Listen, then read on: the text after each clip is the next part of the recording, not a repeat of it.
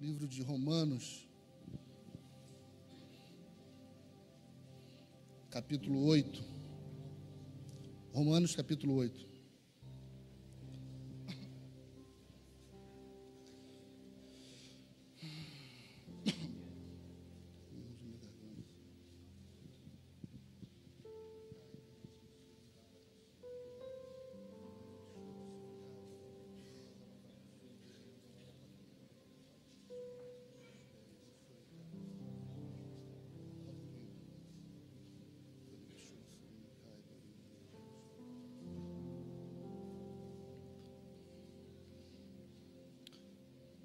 Vamos orar pelas ofertas? Pai, nós te agradecemos, te adoramos, Senhor, por podermos contribuirmos na sua casa, no seu reino, em prol do Evangelho.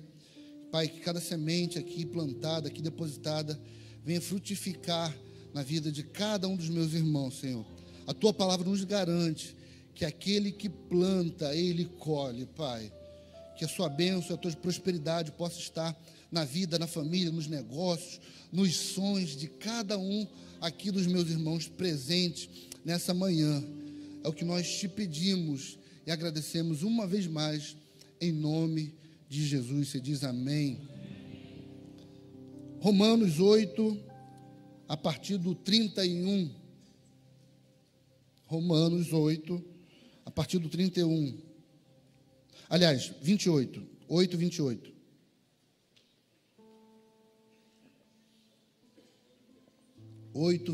Romanos 8, 28. Você que achou, diga amém.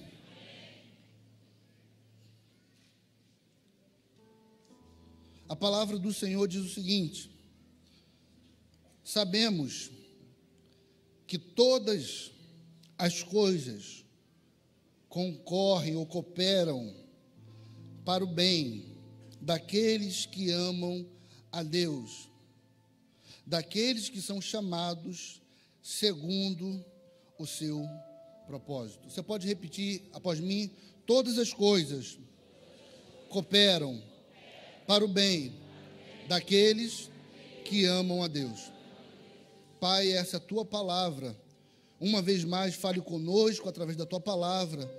Usa-me, Senhor, como instrumento teu. Assim como o instrumento musical, ele só tem valor por conta do músico que toca. Eu quero ser usado por ti, Senhor, como instrumento para ser bênção para a tua igreja nesta manhã. É o que te pedimos em nome de Jesus. Amém. Você pode tomar o seu assento.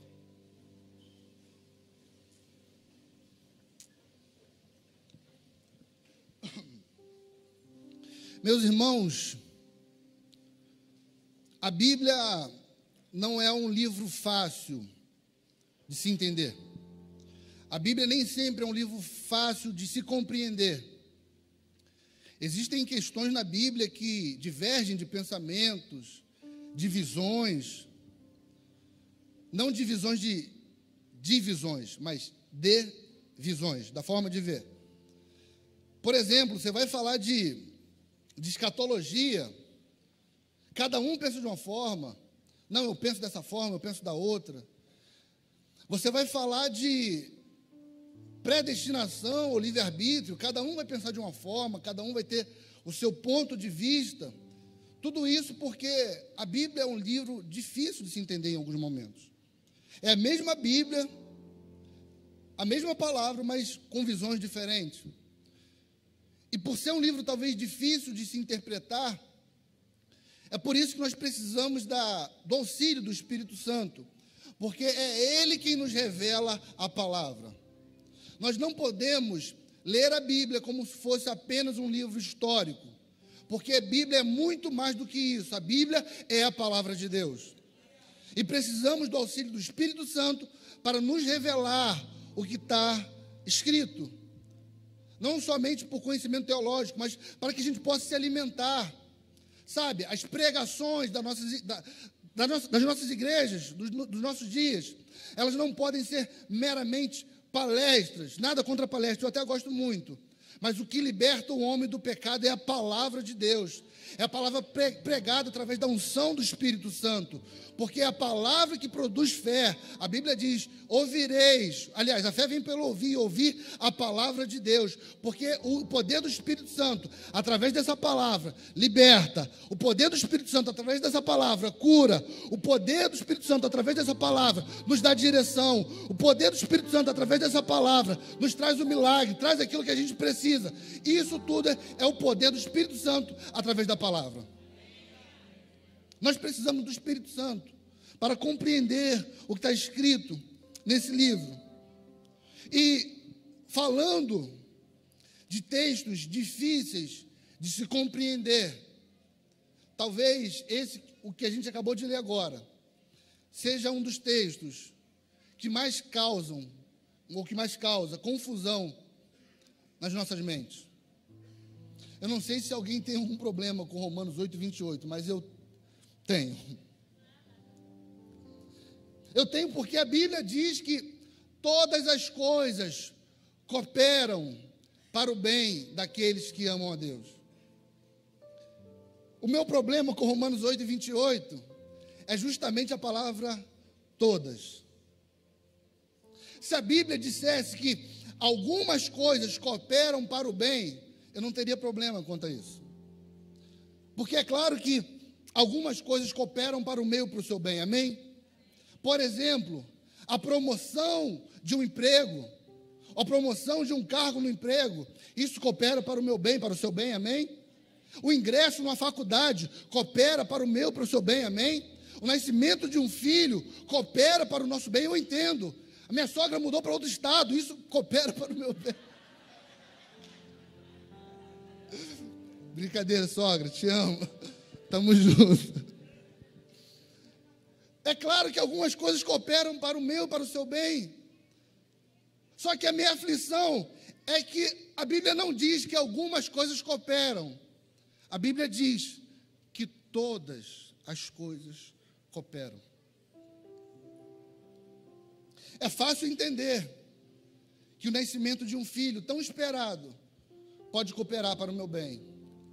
O difícil é entender a morte prematura de uma criança de 3 anos com câncer possa cooperar para o meu bem. A porta que se abre é fácil compreender que coopera para o meu bem.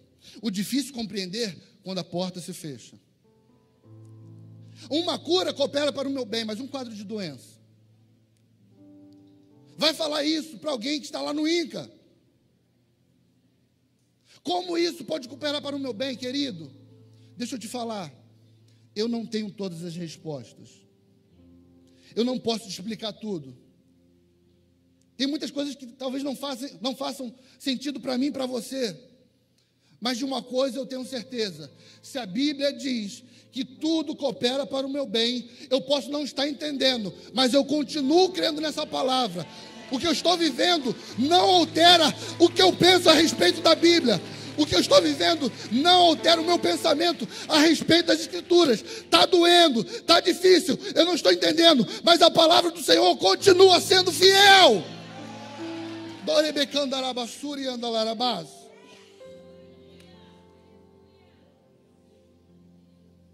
Tem muitos porquês na minha vida que não foram respondidos. E talvez nem sejam respondidos nessa vida. Mas eu anseio ardentemente para um dia me encontrar com o Todo-Poderoso lá no céu. E aí aquilo que era oculto já não vai estar mais oculto. É aquilo que eu não entendia, um dia eu vou entender, amém? E eu quero tentar, de uma forma bem simples, entender algo sobre esse texto. Você não fechou a Bíblia? Romanos 8 e 28. Foi o texto que nós lemos. Mas a primeira coisa que nós temos que compreender é que antes da Bíblia dizer que todas as coisas cooperam para o nosso bem, ou para o bem daqueles que amam a Deus, 2 versículos antes, ela começa dizendo que nós não sabemos como orar ou como pedir. E por isso que precisamos do auxílio do Espírito Santo, que intercede por mim e por você, com gemidos inexprimíveis, porque o Espírito Santo, sim, sabe o que pedir ao Pai que está no céu. O Espírito Santo, sim, sabe do que eu e do que você precisamos. É por isso que devemos confiar na oração do Espírito Santo. Eu diria que a oração do Espírito Santo é Deus em nós, rogando ao Pai sobre nós. É o Deus Espírito Santo em nós, rogando ao Pai sobre nós. É como se fosse Deus pedindo para o próprio Deus. E quando a vontade do Deus Espírito Santo se conecta à vontade do Deus Pai, todas as coisas são possíveis. As portas que estão fechadas se abrem. A cura que não chegou, chega, porque para Deus não há nada impossível. Agora minha pergunta é fácil confiar? É fácil viver a vontade de Deus? Não. A Bíblia diz que a vontade de Deus, ela é boa, ela é perfeita e é agradável. Só não é fácil. Sabe por que devemos confiar no Espírito Santo, que intercede por nós? Porque Ele sim sabe como pedir ao Pai. Existem muitas coisas que você pedimos, que julgamos serem boas, somente por conta de uma situação presente que vivemos. Você lembra de quantas coisas você já pediu na sua adolescência, na sua juventude, que você julgou ser boa, mas lá na frente você viu que não era tão boa assim? Senhor, me dá isso, me dá isso, me dá isso, porque isso é bom para mim. E Deus não te deu. Não porque Deus era mau, mas Deus estava te poupando. Existem muitas coisas que a gente pede na juventude, na adolescência, ou até na fase adulta, julgando serem boas. Mas lá na frente a gente vai entender que o fato de nós não recebermos aquilo que pedimos foi, na verdade, um livramento. É fácil você lembrar da sua juventude, as meninas que juravam que conheceram o príncipe da sua vida. Senhor, eu quero casar com ele, eu quero casar com ele, eu quero casar com ele, eu quero casar com ele. O rapaz despreza, você fica sem comer 2 semanas. Eu vou morrer, Minha vida acabou. Passa-se 30 anos, 20 anos, você já casado com filhos, você reencontra aquele tal príncipe da sua juventude, com 50 quilos a mais, despenteado, fedendo, falando Flamengo. Quando você olha para ele, você fala: o Senhor me livrará do laço do passarinheiro e da peste perniciosa.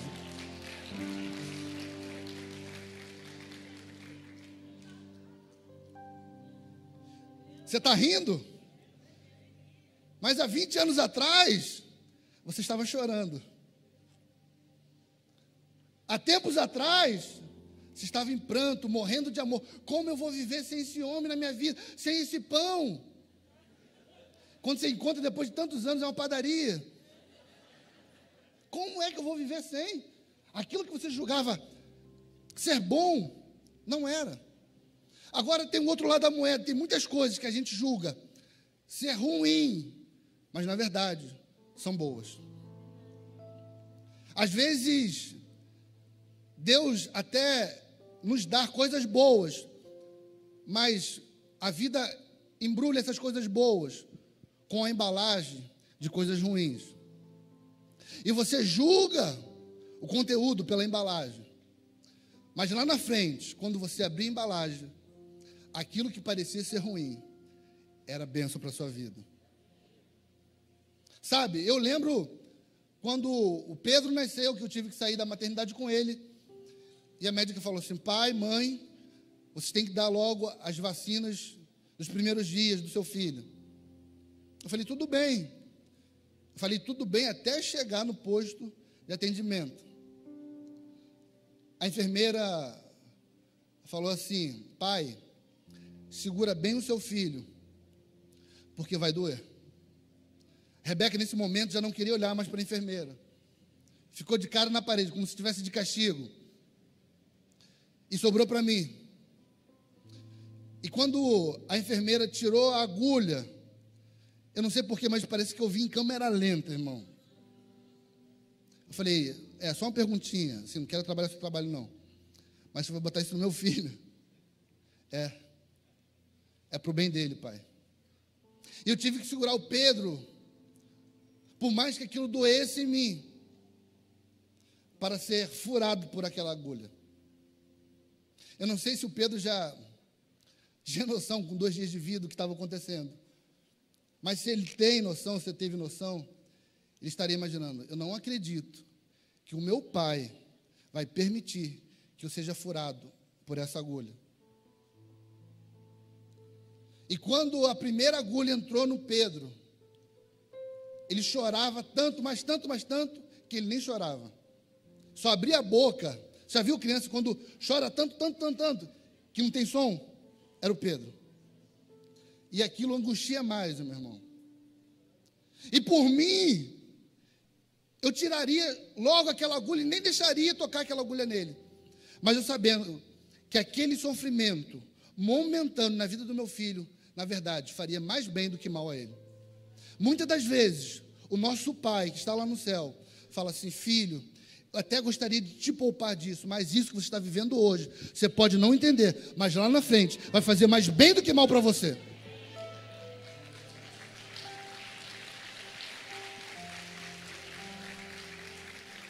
Eu estou pregando para alguém aqui, que está no olho do furacão, e está falando, Senhor, eu não sei o porquê disso. Senhor, não sei porque estou passando por isso. Eu estou falando para você, você pode não entender hoje, mas amanhã você vai entender o propósito de Deus para a tua vida. O tema da minha mensagem hoje é esse. Quando os problemas nos colocam na rota certa. Existem problemas na nossa vida que não é para nos matar, que não é para nos humilhar, mas é para nos colocar na rota que o Senhor preparou para a gente. Agora, nem sempre essa rota é uma rota fácil. Nem sempre essa rota é uma rota fácil. Eu quero te mostrar na Bíblia alguns exemplos de pessoas que aparentemente estavam vivendo um momento contrário, mas aquilo fazia parte de um plano bem maior de Deus para a vida daquele homem. Abra sua Bíblia comigo, por gentileza. No livro de Juízes.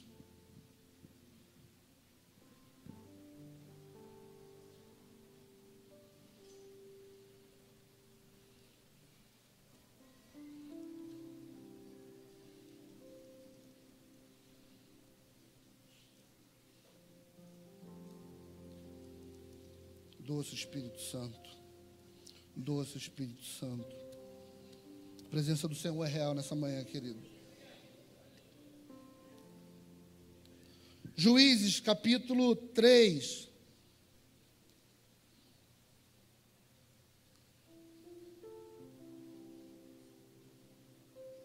A partir do verso 14, vamos ler o 14 e o 15.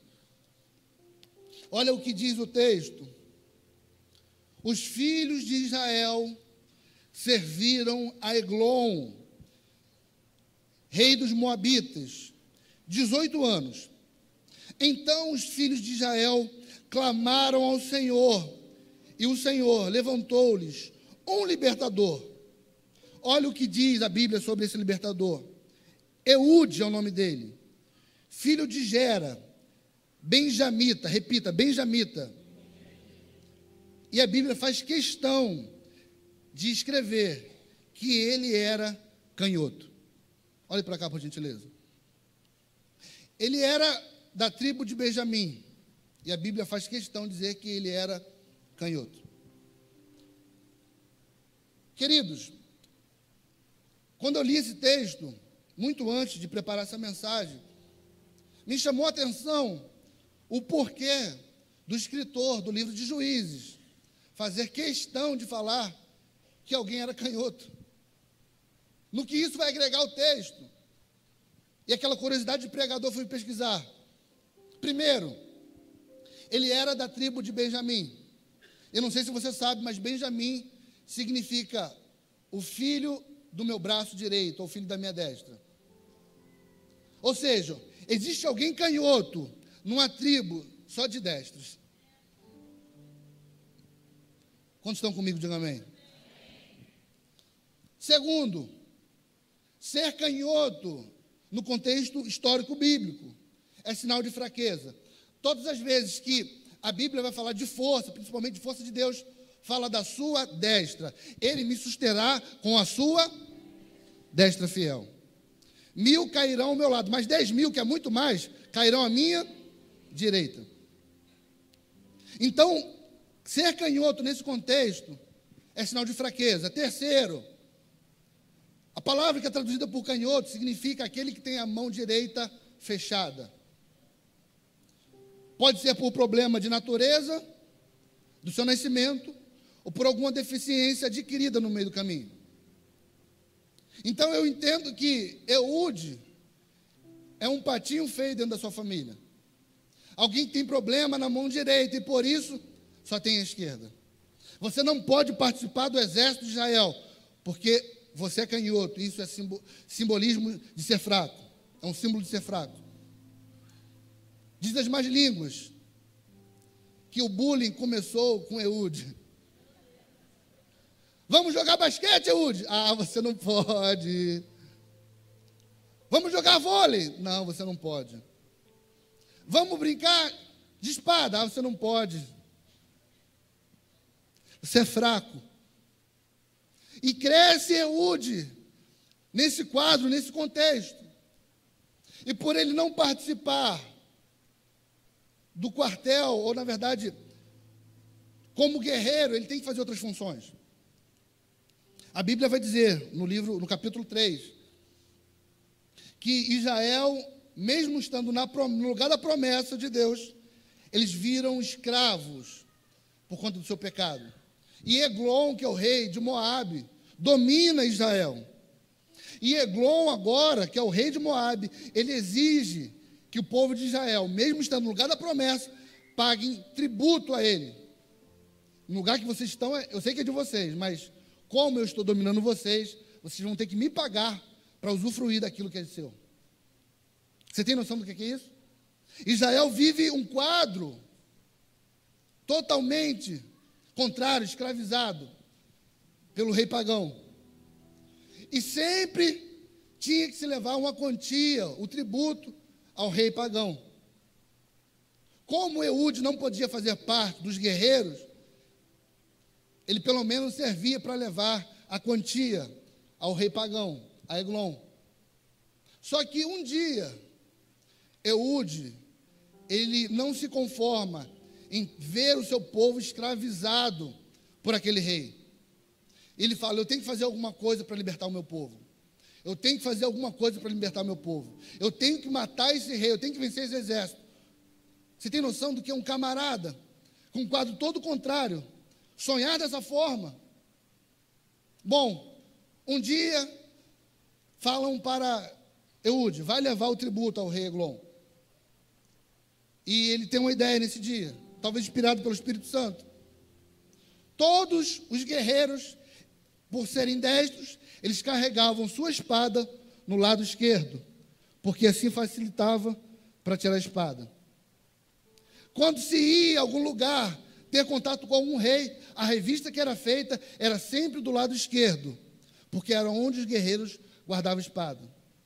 Mas pelo fato de Eude ser canhoto, ele falou, eu vou guardar a espada no meu lado direito. Tem gente já entendendo. E ele vai dar o tributo ao rei Eglon. E ele chega na guarda. E os guardas até olham para ele e falam, ih, lá vem uma mãozinha. Olha para o seu lado esquerdo, onde os guerreiros guardavam sua espada. Passa batido.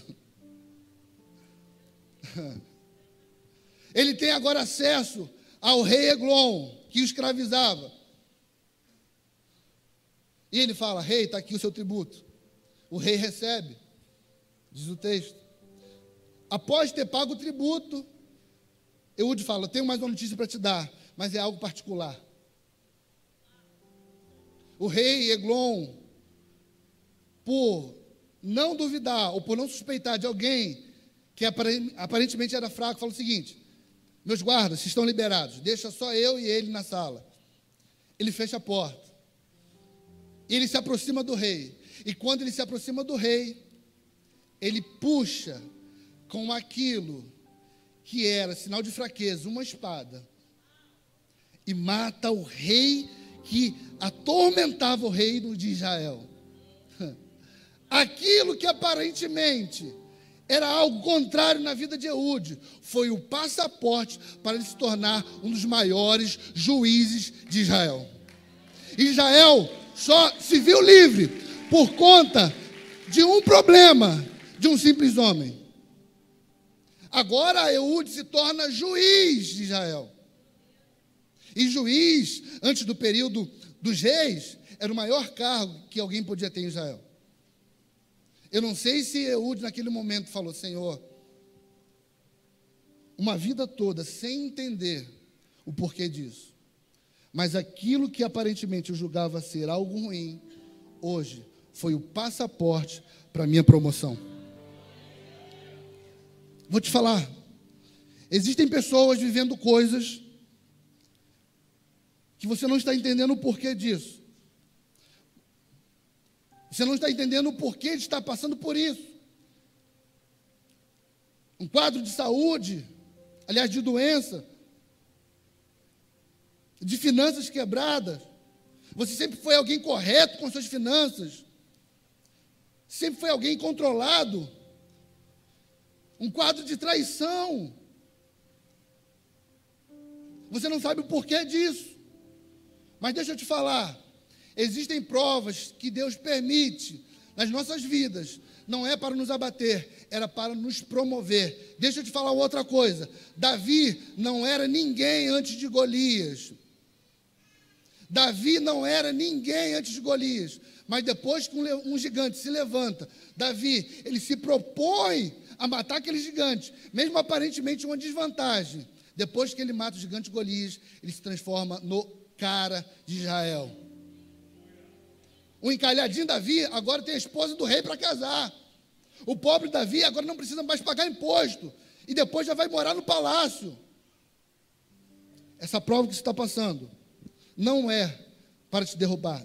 Não é para te derrotar. É para te colocar na rota certa do plano que Deus tem na tua vida. Você não está entendendo, mas continue na rota. Está difícil, continue na rota. Você não tem explicação, continue na rota. Porque lá na frente você vai entender. Uma vez, Jesus falou para os seus discípulos: o que eu estou fazendo agora, você não entende hoje, mas entenderá depois. Querido, o que te espera lá na frente é tão grande, que eu tenho certeza, quando você tomar posse disso, você vai falar assim: Senhor, muito obrigado pela prova, muito obrigado pelo deserto, muito obrigado pela fornalha, muito obrigado. Está difícil? Tá, mas você está indo para a rota que Deus quer para você. Está apertando? Tá, mas agora você que não orava está orando mais.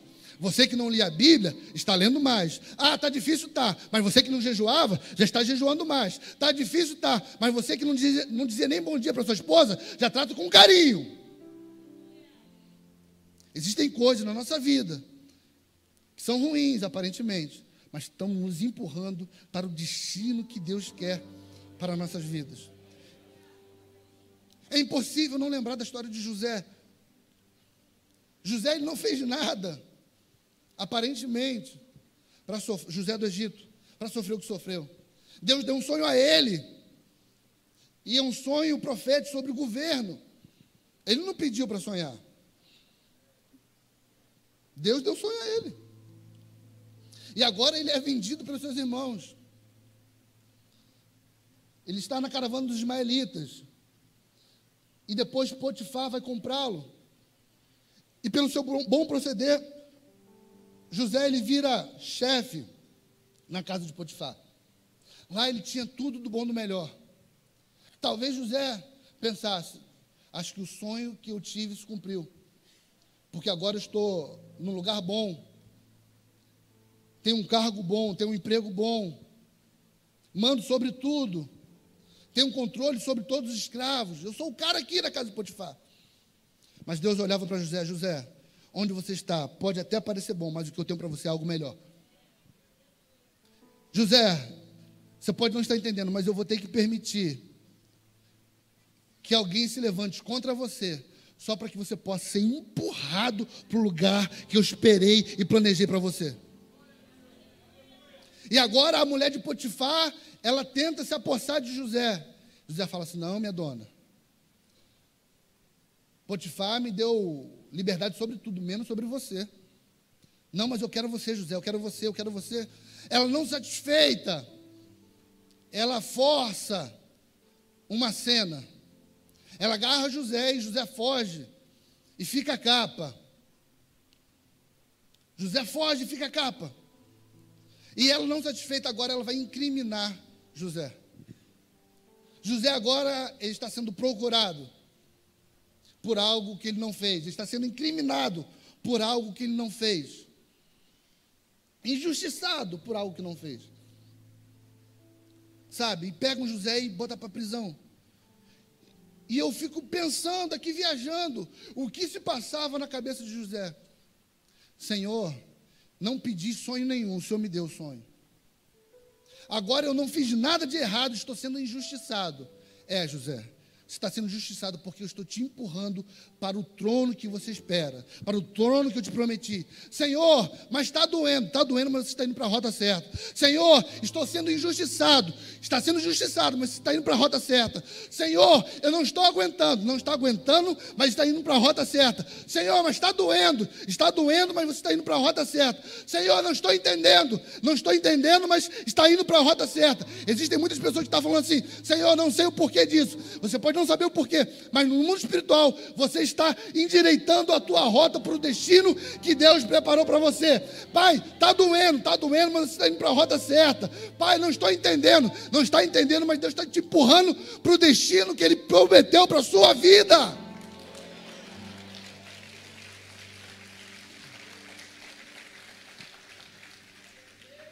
Você vai perceber que lá no final, aquilo que você não entendia vai fazer um sentido para você. Eu vou te falar. Quando Deus tem algo na vida de alguém, e esse alguém se propõe a estar na rota certa, o diabo, ele pode até querer fazer você parar, mas tudo que ele fizer contra você, ele vai acabar te ajudando. Você quer ver isso na Bíblia? O plano de Jesus era vir ao mundo, morrer por mim e por você. Amém? O plano de Jesus era a cruz. Ele vem ao mundo, vem a essa terra. E aos 30 anos de idade ele começa o seu ministério. Tudo que o diabo queria era interromper o projeto da cruz.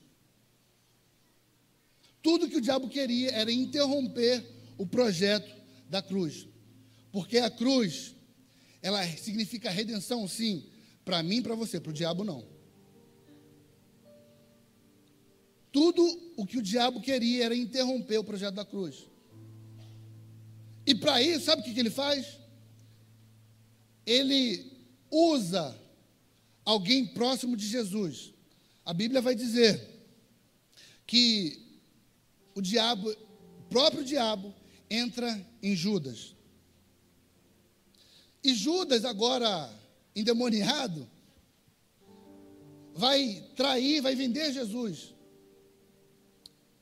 E isso tudo por conta do plano do diabo. Só que Jesus, por ter sido vendido, ele agora está indo ser julgado. E o diabo está todo feliz. Consegui. E porque Jesus foi julgado, condenaram à morte, morte de cruz. E Jesus agora está a caminho do Calvário.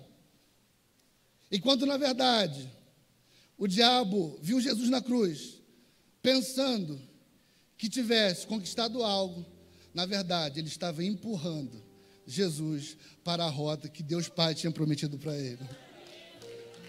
O diabo, que pensou que estava atrapalhando, na verdade ajudou, porque todas as coisas cooperam para o bem daqueles que amam a Deus e são chamados segundo o seu propósito. Queridos, se você estiver na rota certa, se o diabo quiser te atrapalhar, ele vai acabar te ajudando, porque quando Deus determina, até o diabo ajuda. É a palavra. É a palavra. Sabe? Estou pregando para a gente aqui que o Senhor, não sei o porquê disso. Não sei o porquê disso. Existem alianças de amizade que estão sendo ou foram quebradas. E você fala, Senhor, mas o porquê disso? Fulano era tão amigo meu. Deus não está te punindo, Deus está te poupando. Deus não está te castigando, Deus está te protegendo. Entenda bem isso. Deus está te livrando. Não chame de punição aquilo que Deus chama de livramento.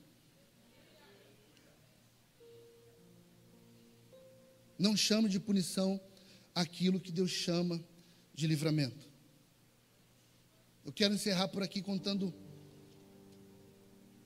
um último testemunho. Eu, no ano passado, passei por um momento muito difícil em relação ao meu irmão. Toda a igreja acompanhou comigo, sabe muito bem disso. Que meu irmão sofreu um acidente grave de moto.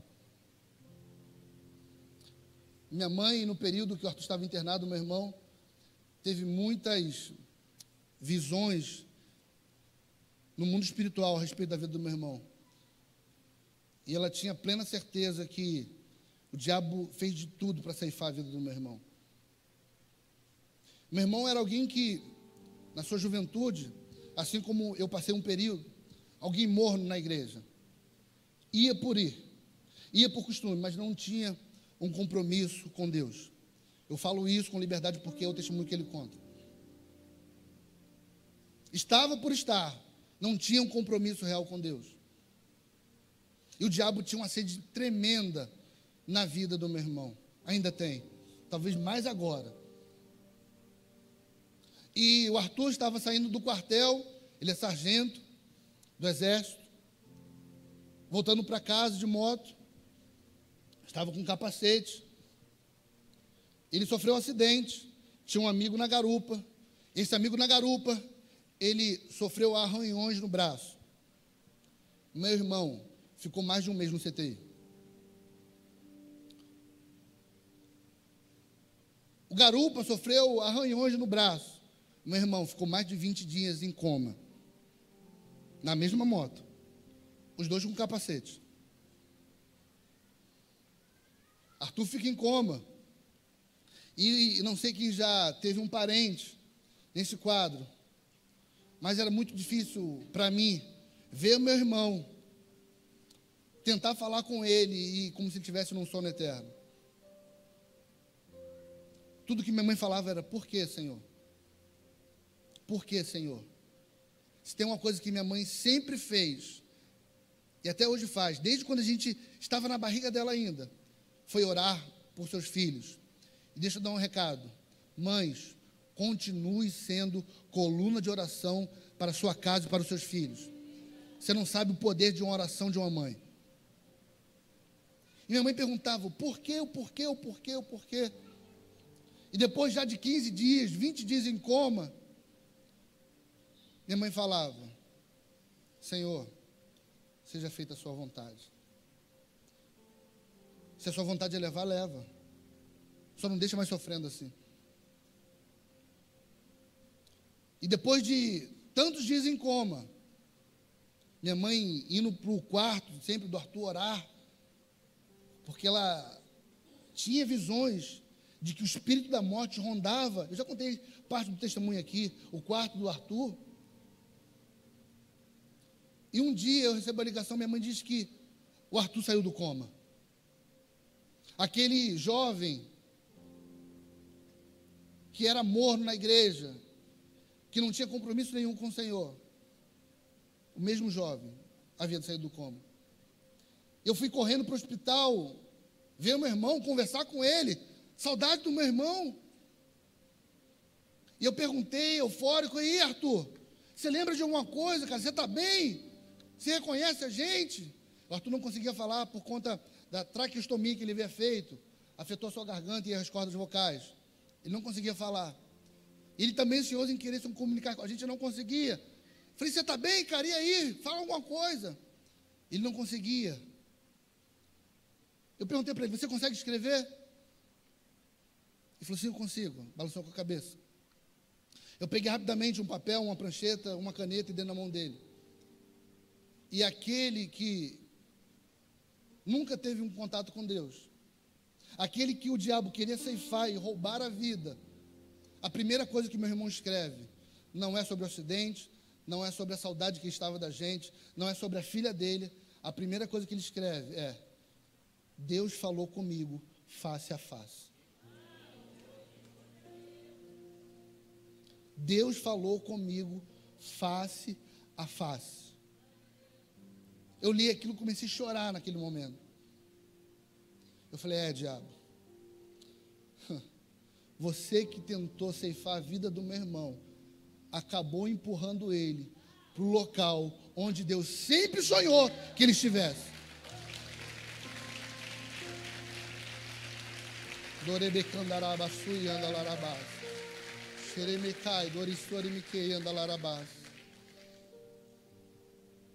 Hoje meu irmão está recuperado,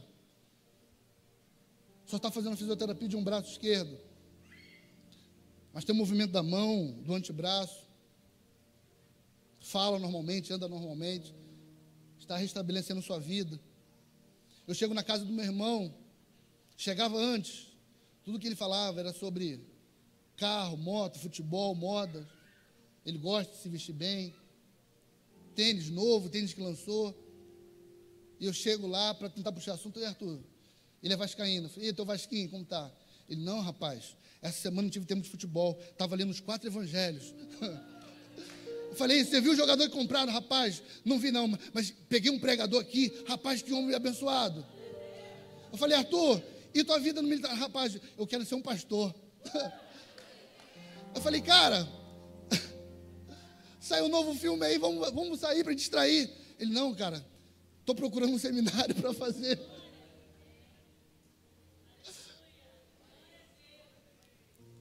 Tudo que o diabo queria matar, tudo que o diabo queria destruir,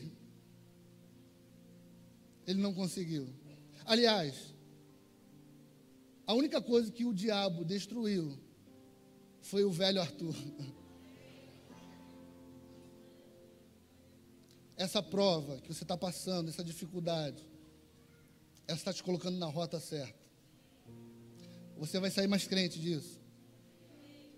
Você vai sair mais cheio de Deus dessa prova. Você vai estar na rota certa. Você está indo para o destino que Deus preparou para a sua vida. Você pode não entender agora, mas depois você vai entender. Se o diabo, por acaso, está tentando destruir algo na tua vida, tudo que ele vai destruir são as coisas que não prestam na sua vida. Você fica de pé no seu lugar.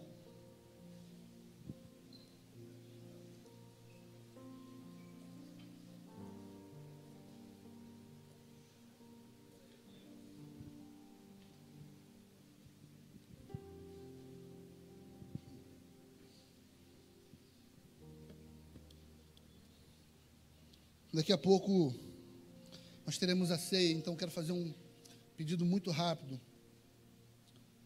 Você que está passando por situações onde você não vê o porquê, e tudo que você gostaria era de entender o porquê.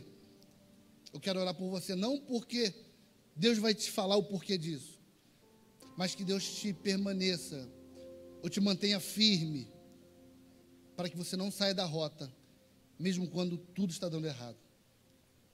Essa palavra falou contigo, você está aqui nessa manhã, eu quero orar por você, vem aqui à frente, rapidamente.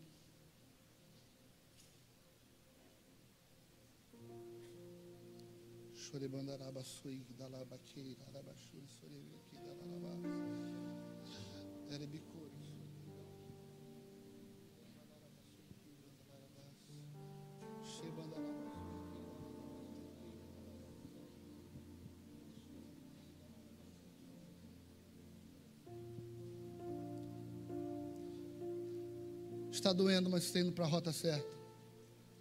Está difícil, mas você está indo para a rota certa. Você não está entendendo, mas Deus está te empurrando para o destino que Ele sonhou para você.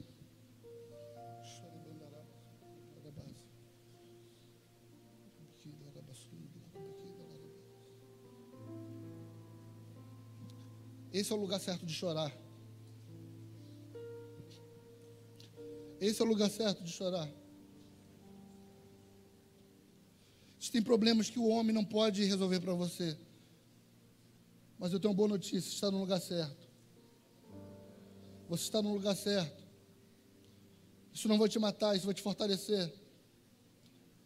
Isso não vai acabar com a tua vida, isso aí vai fortalecer a tua vida. Isso não vai te humilhar, isso vai te exaltar. Pode estar doendo, mas não saia da rota. Não abandone a rota, não abandone o caminho. Foque no destino. Foque lá na frente. Tenho certeza que isso um dia vai valer a pena.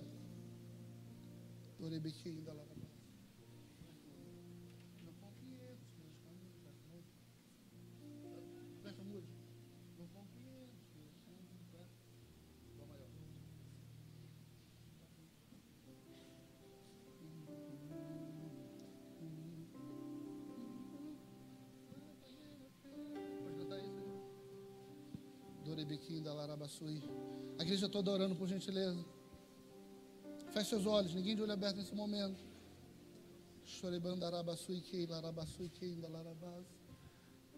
Esse é o lugar certo. Derrame tuas lágrimas no pé do Senhor.